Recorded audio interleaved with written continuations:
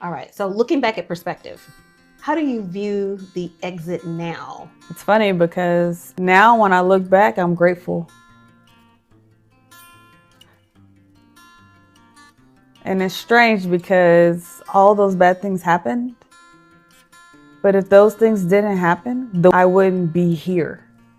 Which here is the most connected that I've ever been to God and to myself. And so I have to be thankful that all those bad things happened, because all of those things happened with a purpose. And so now I have a perspective on life that I've never had before. So if you had to go back to that earlier version of yourself, what would you say to them? Don't fight it.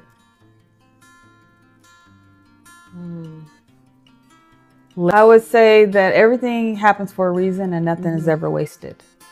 Okay. If you keep that in mind as things are happening, then you don't feel like things are happening to you. You shift to things happening for you. Wow. Okay. So let it happen. Mind shift. I love it. Because I'm a control freak. And now I don't have any control.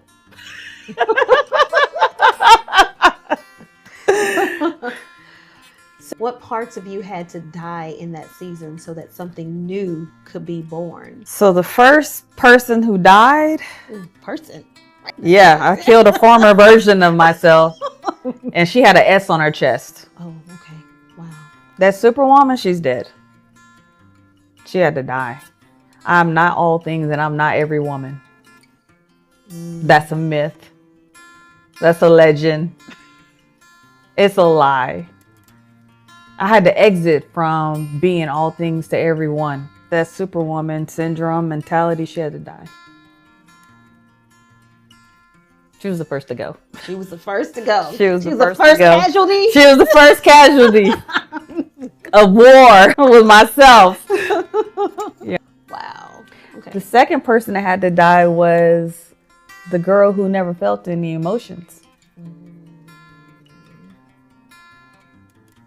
So if you know me, I'm not a touchy-feely person. And that person had to die too, because what I've learned is the emotions go somewhere. Whether I choose to feel them or not, they have entered my body and they will be stored and stay there until they are released and felt. And I learned that the hard way through disease. So part of my healing journey was to start feeling. Feel the sadness, feel the grief, feel the disappointment, feel the shame, and then release it.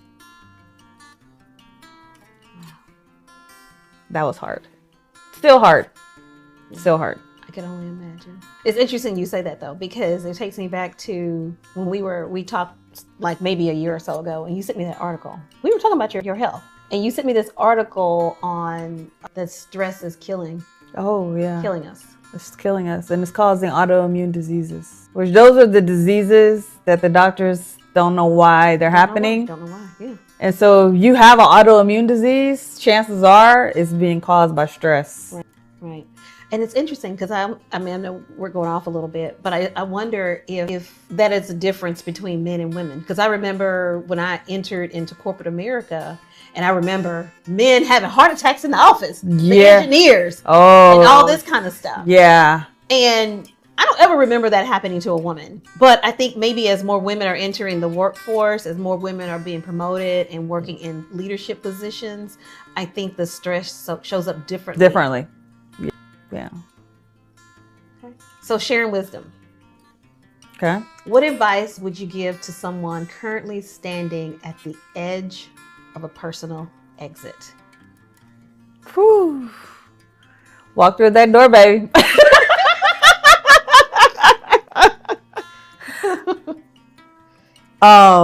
There's so much fear. There's so much anxiety. So is there something like, what kind of courage? I hear walk through it, but do it afraid. The courage is doing it afraid. Then I think we run from fear, but fear actually can catapult us into who we need to be. And I don't know, life is about closed doors. Life is about transitions. Life be life in every day. That's right. Every single day, life is lifing. Something is happening. Well, So something is happening every day. To me, it's the human experience. So it's kind of embracing it. It's embracing instead of resisting it. It's what I've learned is observe, not absorb. Observe what's happening around you, but you don't have to absorb or be absorbed by it. Yeah. Or let it consume. And let it consume you and fester and grow, and you just feel like, okay, this is where I'm at. This is what's happening to me right now. Like the acceptance, like we accept the weather. If it rains, put on our rain jacket. We get an umbrella. That's right. If it's hot, the sun comes out, we put on shorts and tank tops, or we go cool off in the pool. We have no control over the weather. So we have to accept whatever it brings every day. Life is like that. If we can start accepting what's happening instead of being upset that it's raining outside, I think we would enjoy life more if we embraced all the things that came with it instead of fighting against it. Right. Feels like it's almost like living. It is living. It's life. Yeah. I don't want to get too deep, but it is the human experience that it is why we're here. Right. We're here to have that experience, and we won't be here forever. That's right.